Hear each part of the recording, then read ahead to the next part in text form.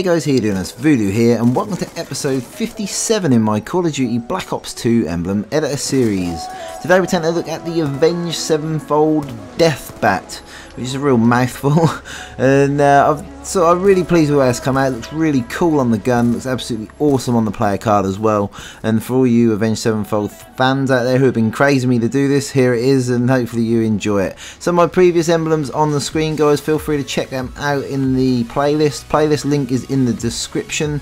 Obviously there's 56 other episodes for you guys to check out if you haven't seen any of my other things. Now the way we start this emblem off is I grab an Elite Founder top part of the skull. The reason I've used this is because it's the most detailed skull there is. Now there are other skulls available, you don't need to use that one, you can use the other ones. You've got another 2 or 3, Kill Fury, Kill Frenzy Killer, or a Superior Killer, the other ones I've unlocked. You can use any of them really, but I've used the Elite Founder one just because it makes it look a little bit better. Then what we did for the jaw, we grabbed the pillow, sort of scaled it down and freescale it a little bit, made it a little bit wider, and then grabbed the monolith, and that's going to be the sort of edges of the jaw for the right and left. I am going to move this whole skull down a little bit because it's just a little bit too high. I want it to be a bit further down. Now what we've done for the teeth here is we have grabbed a grab and go basically emblem, which is like it's like bullets really, and you have to use scavenger and get 5 kills from resupplied lethals, so that's really easy to get. So basically freescale that down, just spread it out to make it look like the teeth. As you can see, I'm just lowering that all down, just sped it up a little bit just to get it out of the way.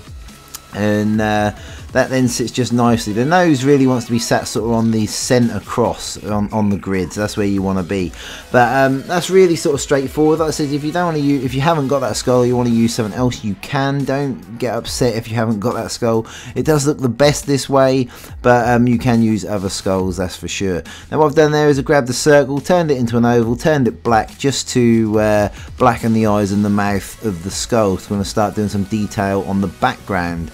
So what we're going to do is we're going to grab ourselves a circle, we're going to freescale that down. I was trying to use just a single circle for the background, but in the end that wasn't to be. As you can see, I'm turning it transparent just to line it all up. I basically end up using a oval for both sides. The circle, turn it into an oval, and I use one each side. So we use every single layer on this emblem, so there's nothing left to play with. But still, there was a lot more I'd like to have done with this. There wasn't enough layers to get all the detail in that I wanted to, but I definitely made the best of the situation we've got, and I'm really pleased with how it's come out. So you can see I grabbed the square, sort of maxed it out, brought it down to layer 1. That way we're going to use that as our background, because we're going to start using sort of other ovals just to cut off. It's a bit like the Batman logo. You're just gonna we're gonna cut off bits of the circles on the background there and just make sort of pointy bits, make it look like bat wings. Now obviously if you guys really like this and keep me spurred on and inspired in making emblems, if you'd feel free to hit that like button, it really would help me out. I like to see the likes get hit, and it sort of spurs me on to make other cool emblems for you guys. So what we're doing here, guys, is we've grabbed another circle and we're going to sort of bring that up towards the bottom of the eyes, and basically it's going to make the bat sort of wing right close to the actual skull is quite thin.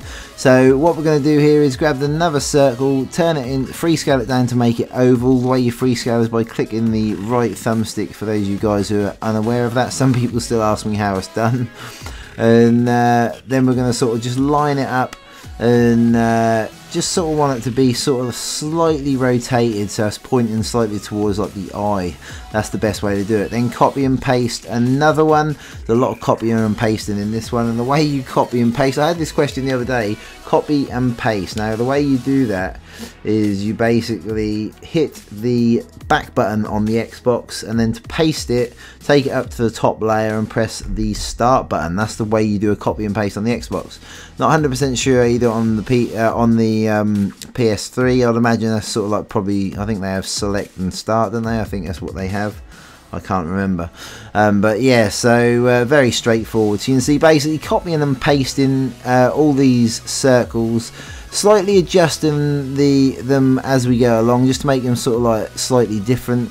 And then what we're going to do is we're going to grab ourselves a thimble. I'm pretty sure that's called. Let me double check what that is actually called, and it is a thimble. Oh, that's pretty good, and I'm starting to learn all my shapes.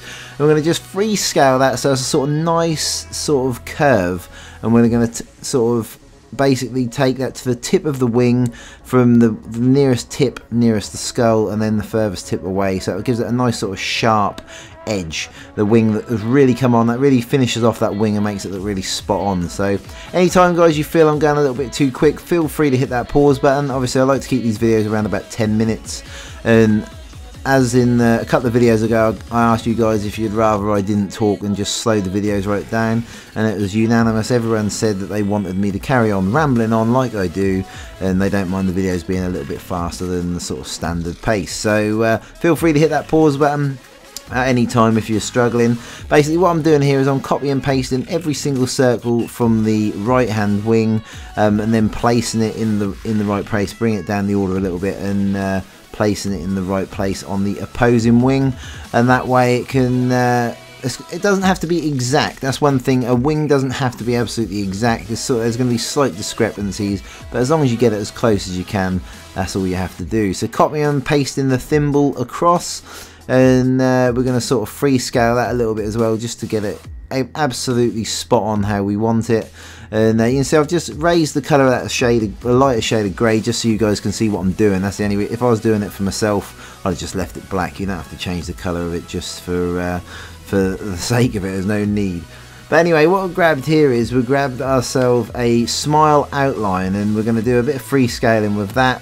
And this is sort of adding the sort of ribs in the wing. That's just to sort of add a final little bit of detail on the wing, just to make it look absolutely spot on. And it's all these little touches that make the difference. So you want to do a bit of freescaling and turn it a sort of a lightish grey colour, and then you want to put one on the sort of top edge of the wing, and we're also going to do sort of like the ribs going towards the bottom of the wings as well. I think they're not ribs in the wing, I think that's what they're classed as, but I'm not a veterinary surgeon or a doctor of animals and mammals, whatever a bat is. I'm going to drop myself in it here at the moment, but yeah. So basically, it's basically just a bit of freescaling. Just turn it a lighter shade of grey. You can put whatever colour you want on, really, but obviously grey is where it should be, really.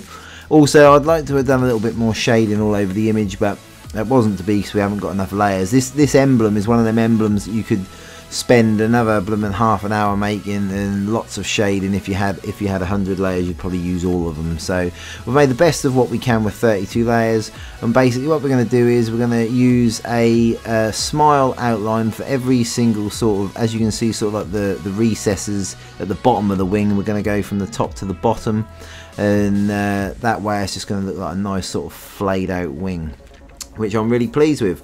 Obviously guys, any suggestions that I said you want to put in the comment section below, feel free to put in whatever comments you want to. I do get to them eventually. This one's been suggested for quite a while.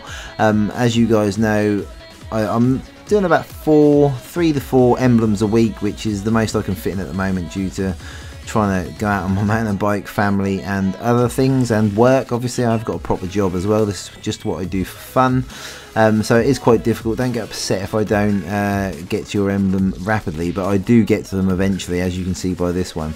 But that's the right hand wing all done and dusted, so really nice and straightforward. Then what you want to do is you also want to, same as what you did with the circles at the bottom, copy and paste each one individually and put it in the same place but on the opposite wing, and it'll save you a hell of a lot of time. You may have to do a little bit of freescaling, because sometimes the wings are not absolutely exactly the same, but don't feel bad if you got to do that. Just sort of make it look as close to sort of the same as you can. They don't have to be exact. So it's a really nice emblem, guys. I know that you Avenged Sevenfold fans out there will absolutely love it. There's a lot of you who've been knocking on my door saying please do this emblem, so we've got to it, and I'm really pleased with the way it's come out. Well, we're getting towards the end of the image here, guys, and I'm sure you'll have no problems replicating this. It's really straightforward. Even though it looks quite a difficult one to do, it's actually a real easy one. Once you've got sort of one wing done, you can just copy and paste everything across, and the same on these ribs on the wings, just copy and paste them across, and it's really straightforward. But anyway, as always, please don't forget to rate, comment and subscribe if you haven't already done so. You can see here I'm just sort of narrowing down that background just to sort of cover up all the ovals we've done, but just keeping it as small as possible just to add the detail. And yeah, thanks for watching guys, and I shall see you in the next video. See you later.